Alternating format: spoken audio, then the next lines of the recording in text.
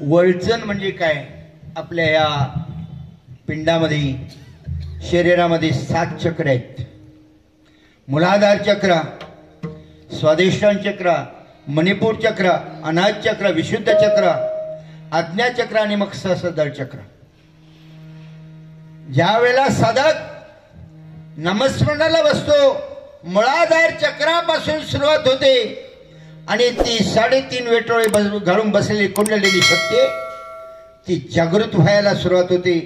अजपा जप घडला की ती जागृत होते आणि तो जप या वैखरी वाणीचा होत नाही. बरे का? परा पश्यंती मध्यमानी वैखरी परेच्या पलीकडची जी वाणी आहे तिचे नाव आहे अनिर्वाच्य वाणी, कैवल्यवाणी असं म्हणतात. त्या वाणीनं तो जप होतो आणि तो जप झाला ती कुंडलिनी शक्ती एक एक चक्र भेदन करून शेवटी सहस्त्रदळ चक्रामध्ये जाते. तेव्हा या मूलाधार चक्राला वळचण म्हटलेलं आहे आणि सहस्त्रदळ चक्राला आढा म्हटलेलं आहे. विठ्ठल विठ्ठल.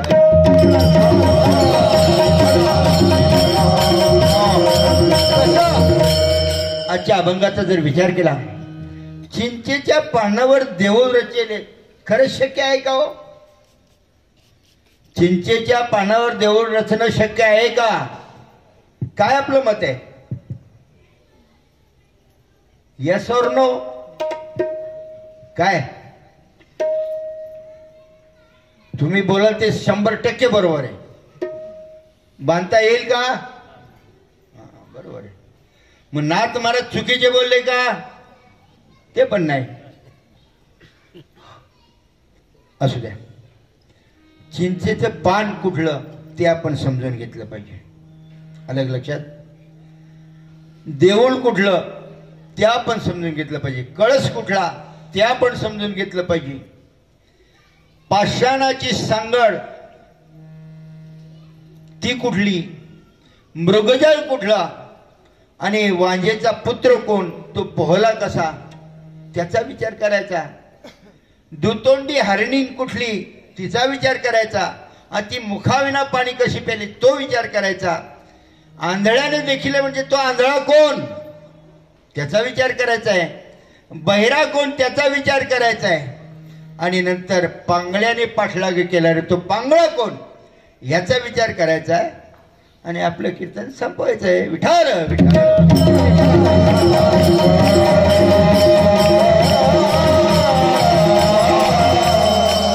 प्रथम साधू संत बोलतात त्यांची प्रासादिक वाणी असते, कधीच खोटं बोलणार नाही. बरे का? जनाबाई सांगते, मुक्ताबाई सांगते, मुंगी उडाली तिने गिळले. शक्य आहे का? आपली मुंगी आकाशामध्ये उडेल आणि ती सूर्याला गिळून कृत करेल. मग मुक्ताबाई खोटे बोलले का? आम्ही याचा विचार केला, मुंगी कुठली आणि तो सूर्य कुठला याचा विचार केला पाहिजे. जोपर्यंत तो विचार करत नाही आपलं कोडं आयुष्यभर सुटणार नाही. नाना शास्त्र पठन नो नाना दैवत पूजनम आत्मज्ञान विना पार्थ सर्व कर्म निरर्थक. विठ्ठल विठ्ठल.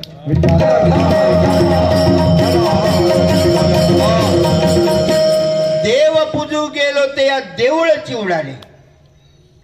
देव कुठला आणि देऊळ कुठलं? कारण त्याचा खेळी सद्गुरुराय आहे. याचा आपल्याला अभ्यास केला पाहिजे. अगोदर आपण चिंचेचं पान कुठलं बघूया. चिंचेचं पान आपण जर बारकाईने विचार केला, जगाचा विचार केला तर जगाच्या दृष्टिकोनानं आशिया खंड हा लहान आहे नाही का? आशिया खंडाच्या दृष्टीने विचार केला तर आपला भारत देश लहान आहे. भारत देशाच्या दृष्टिकोनातून विचार केला तर आपलं हे गुजरात राज्य म्हणजे लहान आहे. गुजरातच्या दृष्टिकोनातून विचार केला वापी हे लहान आहे. वापीच्या दृष्टिकोनातून विचार केला तर इथला तालुका कुठला? वापीच. आणि जिल्हा बलसाड. बलसाड लहान आहे. बलसाडच्या दृष्टिकोनातून विचार केला तर आपला तालुका लहान आहे. तालुक्याच्या दृष्टिकोनातून विचार केला तर आम्ही आता जेवलो देशमुख महाराज त्यांचं पहिला आहे नगर लहान आहे आणि या खोडियार नगर का खोडियार नगर लहान आहे आणि खोडियार नगराच्या दृष्टिकोनातून देशमुख साहेबांचं घर लहान आहे. बरं, त्या घराच्या दृष्टिकोनातून विचार केला त्यांना इकडे कीर्तनालयाचं काय करून आले, लॉक लावून आले. मग घराच्या दृष्टिकोनातून विचार केला तर लॉक लहान आहे आणि लॉकच्या दृष्टिकोनातून चावी लहान आहे. मग तुका म्हणे चाव्या संत हाती दिल्या. आपल्या भाग्यामध्ये जोपर्यंत स्तोत्र ब्रह्मनिष्ठ आणि कृपाळू महात्मा येत नाही तोपर्यंत नाना साधनांच्या केल्या खटापटा परी तेन पावती माझ्या दरवंटा. साधू संतांनो, चिंचेचं पान म्हणजे आईचं उदर, ज्या उदरामध्ये गर्भधारणा होऊन बाळाचा जन्म होतो ते उदर नवे नवे गर्भाशय म्हणजे चिंचेचं पान आहे. आणि चिंचेच्या पानावर देऊळ रचेले. ते देऊळ कुठलं तर हे पंचतत्वाचं पृथ्वी आप तेज वायू आकाश या पंचतत्वाचा देहाची निर्मिती म्हणजे ते देऊळ झालं.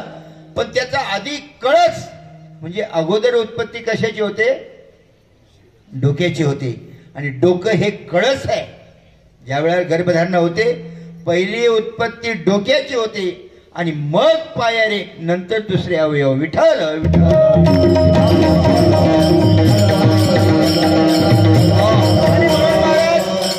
अभंगाच्या पहिल्या चरणातून सांगतात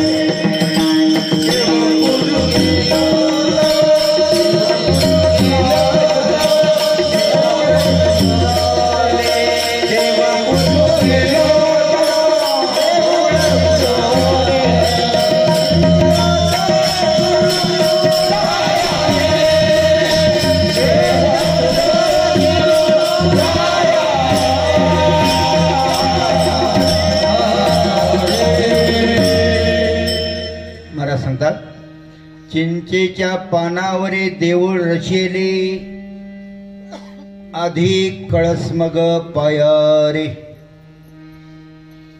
चिंचेचं पान समजला, कळस समजला, देव पूजू गेलो ते या देऊळ चिवडाले. महाराज सांगतात हा देव कुठला. जोपर्यंत आपण सद्गुरूंना शरण जात नाही. आपल्या या पवित्र क्षेत्र वापी नगरामध्ये आपल्याला IAS ऑफिसर माननीय श्री सागरजी डोईफोडे साहेब, सचिव दीव दमन केंद्र शासित प्रदेश वारकरी संप्रदाय वापी ग्रुपतर्फे यांचे हार्दिक हार्दिक हार्दिक स्वागत. महाराज पधारिये, आइए महाराज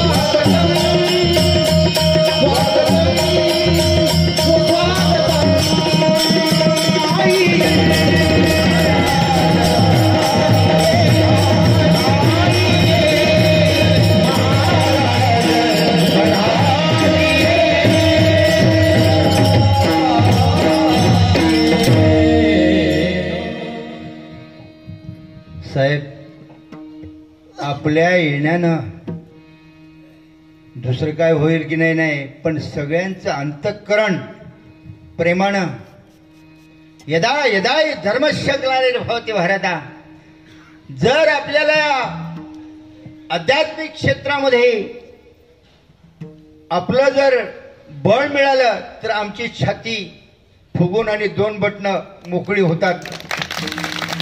कारण काशी में करामत चलती थी, मंदिर की मस्जिद बनती थी, एक छत्रपती ने होते सबकी सुनता होती. आपल्याला सामाजिक उन्नती करायची असेल, भक्ती आणि शक्ती एकत्र आले पाहिजे, नाही का? नामा म्हणे ते ज्याला जो सुश्रांत तोच जीवनमुक्त देवा. आपल्या येण्यानं अगदी वातावरणच बदलून गेलंय. कारण अंतःकरणापासून ही वापी मंडळी आपल्यावर प्रेम करतात. मला मगाशीच निरोप दिला साहेबांनी की साहेब येत आहेत. वा वा, सोन्याला सुगंध आल्यासारखं झालं. आणि खरंच आपल्या पवित्र चरणांची चरणराज इथे लागले. सगळ्यांना कृत्य झालो, इच्छा केली ते पावलो. भगवंत आपल्याला उदंड आयुष्य देऊ. आणि आपलं हे आध्यात्मिक क्षेत्राकडे असलेलं कल हे कधी पण फुकट जाणार नाही बरे का? कारण जो परम भाग्यवान असतो, भाग्याचा उदय ते हे जोडी संत पाय, तेथून या नठो माथा मरणा वाचुनी सर्वदा. आपल्याला उत्तम आरोग्य लाभो आणि आपल्याकडनं हे असंच जन समुदायाचं, जनता जनार्दनाचं आपल्या वाट्याला जे भाग्य मिळालेलं आहे ना, ते आपल्याकडनं घडत राहो असे मी विश्व ब्रह्मांड नायकाकडे करुणा भागतो. विठ्ठल विठ्ठल.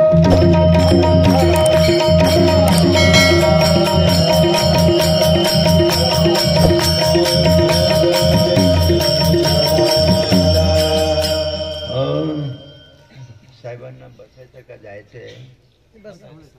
आहे वेळ. जेव्हा तुम्हाला जावंसं वाटेल, म्हणजे कारण तुमचं टाइम इज मनी. जेवढं बसायचं तेवढं बिंदास बसा, पण जेव्हा जायचं तेव्हा बिंदास जा. विठ्ठल विठ्ठल.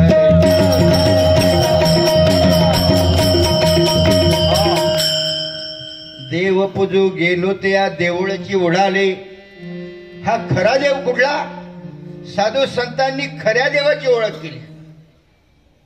अरे अनेका घाट कौन जाने के वाट कौन, ब्रह्म का कपाट कौन, जीव कौन, शिव कौन, माया कौन, कौन में कौन समय है, इतना नाही बुझा तो काय को जन्म पाया. आपण कोण आहोत, कुठून आल्या, शेवटी कुठे जायचंय. आपल्या जवळच असलेल्या देवाला आपण विनमुख. संत मीराबाई सांगतात, अरे पाणी मोही मिन प्यासी, मोह हे सुनसुनावत अशी, आत्मज्ञान बिना नर भटकते, कहा मथुरावर काशी. नाही का? आपल्या जवळच असलेल्या देवाला आपण विनमुख होतोय आणि देव दर्शनाला जातोय. इकडे जाऊ नये अशातला भाग नाही. पण मज जाणून या जे भजत ते माझे उत्तम भक्त. देवाला अगोदर आपण जाणलं पाहिजे. पृथ्वी निधाने बरे परी पायाने प्रत्य नाही, तेवी आत्मा स्वयंसिद्ध आहे परी गुरुकृपाला आहे ते दृष्टी. सगळ्या साधू संतांचं मत एकच आहे. आपल्या माऊली ज्ञानेश्वर महाराजांना विचारलं, तुम्ही कुठल्या देवाचं भजन करताय? साहेब, आमचा प्रश्न असा होता, आपले 33 करोड देव, नक्की देव भजायचा कुठला? मग आपल्याला साधू संतांचा पाठपुरावा. इथल्या महाराजांचं नाही ऐकलं तरी काय प्रश्न नाही, पण साधू संतांचं आपल्याला ऐकावं लागेल. ज्ञानेश्वर महाराजांनी कुठल्या देवाचं भजन केलं? ज्ञानदेव भले भजा आत्मदेवा.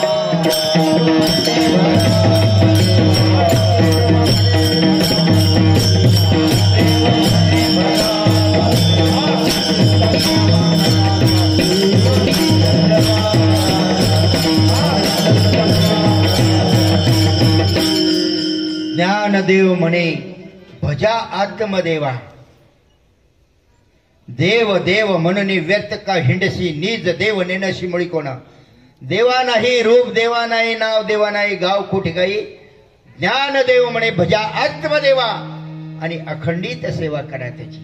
आपल्या जवळ जो आत्मदेव आहे ना, त्याचे ज्याच्या योगानं पण हसतोय, खेळतोय, बोलतोय, खातोय, पितोय, भांडतोय, सगळं काय करतो. कोणाची असत्य चाले शरीर कोण बोलवतो हरिविना, त्या हरीला आपण ओळखलं पाहिजे. आणि त्याला ओळखलं, साधू संतांनी त्याला प्रथम ओळखला. तुकोबारा सांगतात, आपला तो एक देव करून घ्यावा, ते नेविना जग जीवा सुख नोई. समर्थांना विचारलेला गेलो, समर्थ सांगतात, जयापासून विश्व ब्रह्मांड निर्माण झाली, त्या देवरायशी कोणी न बोली. जगी खरा देव तो चोरला असे आणि सद्गुरुविना तो कदापि न दिसे. खरा देव, याच्या आता आपण कुठल्या देवाची पूजा करतो? खरा देव चोरला असे. तुकोबारा सांगतात, तुका म्हणे कैसे आंधळे जन आणि गेले विसरून खऱ्या. मग तो खरा देव कुठला? जोपर्यंत आपल्या भाग्यामध्ये श्रोत्रे ब्रह्मनिष्ठ कृपाळू महात्मा येत नाही. नामदेवरायांच्या हातून नैवेद्य प्राशन करत होते, दूध प्राशन करत होते, पण त्या नामदेवरायांना कच्च ठरवलं का? खऱ्या देवाची ओळख नव्हती. त्यांना सांगितलं, कच्च ठरवलं, सांगितलं जा उंड्या नागनाथाला, विसोबा आहेत त्यांची शरणागती पत्करा, तुम्हाला खऱ्या देवाची ओळख होईल.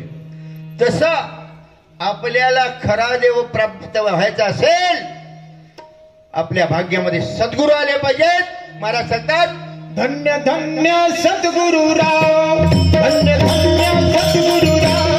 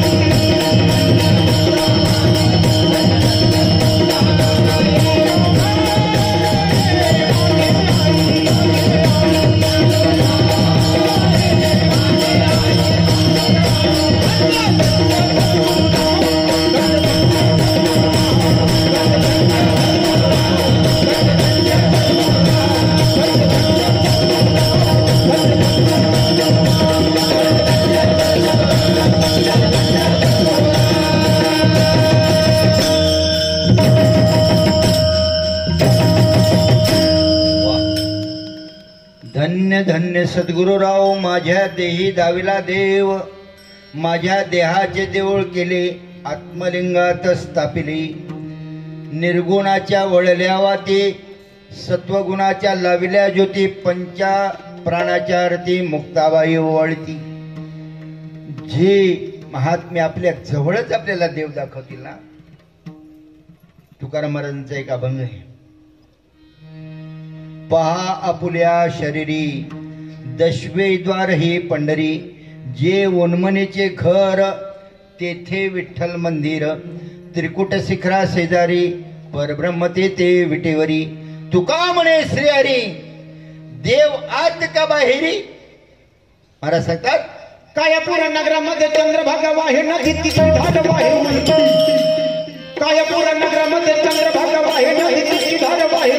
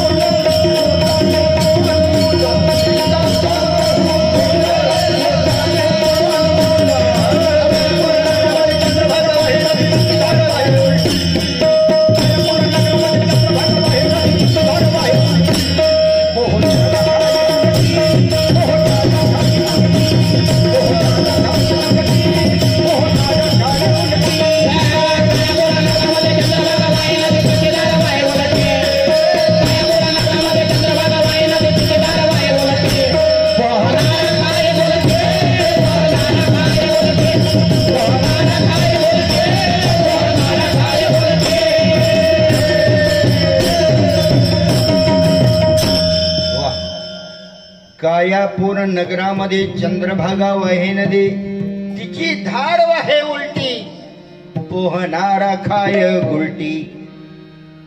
महाराजांचा एक अभंग आहे. उलटी गंगा वाहे पुरा आकाशाला, देखता देखता नावेमध्ये समुद्र. आज सगळं उलटच बघायचं आहे का आपलं. नावेमध्ये समुद्र बुडाला. समुद्रात नाव बुडते का नावेमध्ये समुद्र बुडतात. ती नाव कुठली तर समुद्र कुठला याचा विचार केला पाहिजे. जमलंच तर बघू नंतर. पण मग अशी तुम्हाला एक कोडं होतं. 17 घोडे होते एका सद्गुरूकडे आणि 3 शिष्य होते.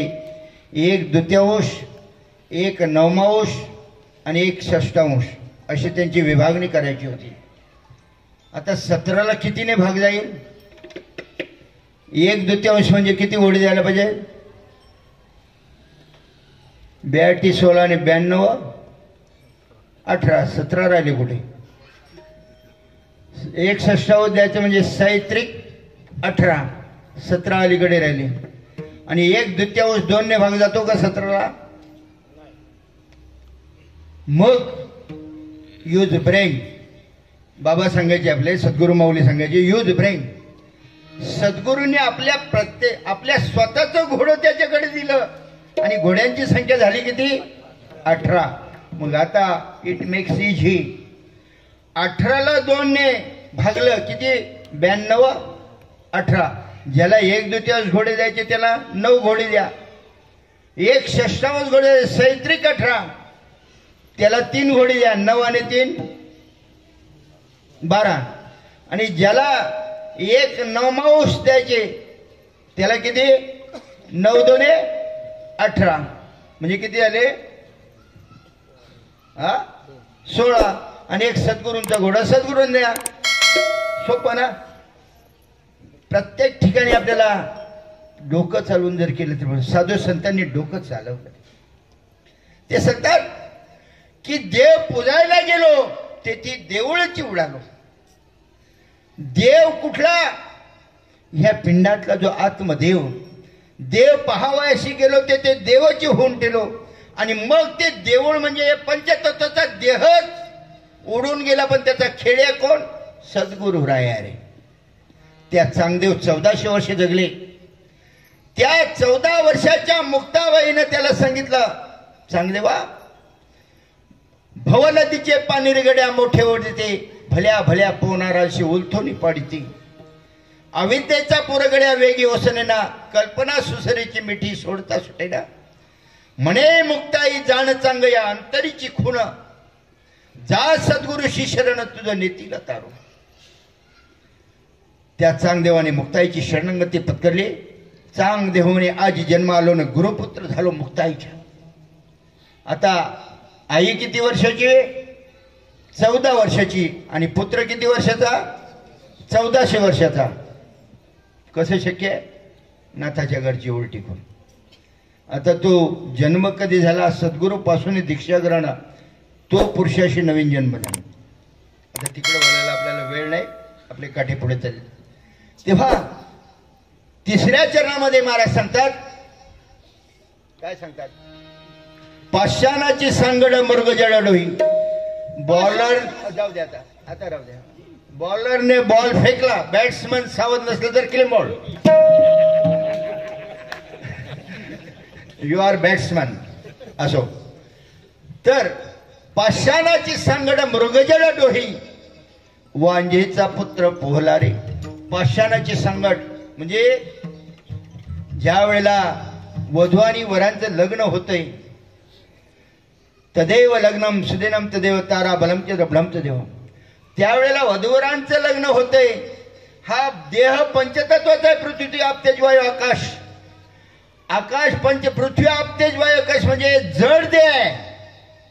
आणि हे जड म्हणजे पाषाण, आणि हे पती पत्नी म्हणजे पाषाणाचा देह. मृगजळ डोही. हे मृगजळ म्हणजे कशाला म्हटलेलं आहे? संसारामध्ये.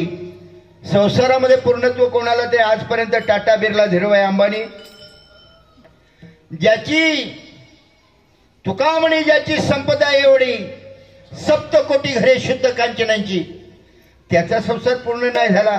आणि म्हणून या संसाराला मृगजळ म्हटलेले आहे. या मृगजळ डोहामध्ये वांझेचा पुत्र पोहला रे, म्हणजे माया नदी. ही माया, हे माझं ते माझं ते माझं ते माझं. इथं जे संपूर्ण एक खोडियार नगर आहे ते कोणाचं आहे? माझं आहे, नाही का? ही 100 एकर ऊसाची शेती कोणाची आहे? इथं सगळं कोण करतो? मी करतो म्हणून होत आहे. याला माया म्हणतात.